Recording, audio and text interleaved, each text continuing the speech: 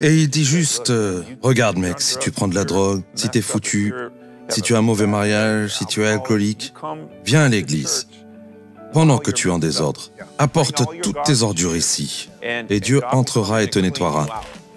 J'étais le genre de gars qui savait passer à travers les chaînes et qui atterrissait sur TBN ou une chaîne chrétienne était comme pfff.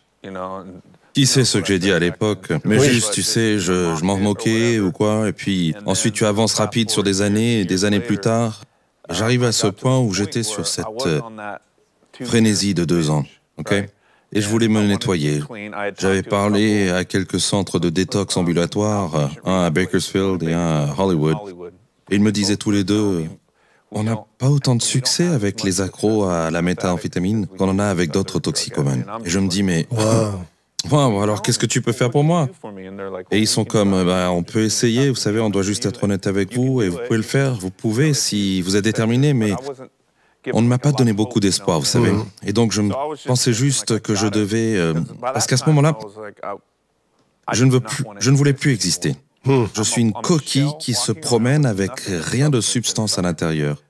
Et j'ai plein d'argent à la banque. Et je veux simplement ne pas me réveiller quand je vais m'endormir le soir. J'aimerais juste pouvoir rester endormi. Et la seule chose qui me donnait envie de respirer et de vivre était ma fille. Et donc je pense que j'ai juste besoin d'arrêter la drogue. Et donc je pourrais juste être la meilleure personne que je puisse être pour elle. Mais alors j'avais la pensée quand je reprenais les drogues ou que je faisais une autre ligne et que ça s'estompiait. Je pensais, mec, elle est mieux sans moi. Et je commençais à avoir les pensées suicidaires et tout. Et donc, c'était un bras de fer. Et je vous ai dit que j'étais un toxicomane fonctionnel. J'avais ces partenaires qui faisaient des transactions immobilières. Ils achetaient des terres et développaient. Et je suis devenu un partenaire avec eux. Et l'argent était mon truc. Je n'ai jamais aimé le dépenser. J'ai toujours aimé le faire grandir. C'était mon truc avant. Et donc, ces gars-là faisaient fructifier leur argent. Et je me suis donc parfaitement mélangé avec eux. Et donc, j'ai été attiré par eux et leur entreprise à travers cela. Et ils étaient en fait chrétiens. Donc, Dieu utilisait mon argent, mon idole, si vous voulez. Alors, il vous attirait? Ouais. Donc, j'ai passé un accord commercial avec eux. Et on a acheté un terrain et vous pouviez voir que j'étais sous influence du maître. Et... n'importe qui pouvait voir que quelque chose n'allait pas. Tu vois? Alors, ils ont fini par me parler et ils m'ont invité à aller à l'église un jour. Et je m'en moquais quand j'étais jeune, mais j'ai demandé à Christ dans mon cœur quand j'avais 12 ans, par l'intermédiaire de certains voisins. Alors, je m'y suis accroché. Et quand ils m'ont demandé à venir à l'église, j'étais comme... je pensais toujours à ce Ned Flanders dans Les Simpsons, tu vois?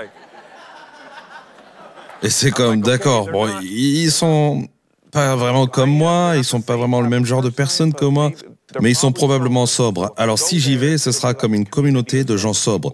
Je pensais que les chrétiens ne faisaient pas la fête, vous voyez? Et c'est ce que je pensais. Et puis j'y arrive et j'entends parler de ce Jésus-Christ qui est vrai, le Fils de Dieu, qui est ici. Il est mort sur la croix et ressuscité des morts. Et qu'il viendrait vivre en moi. Mais j'ai du mal à comprendre.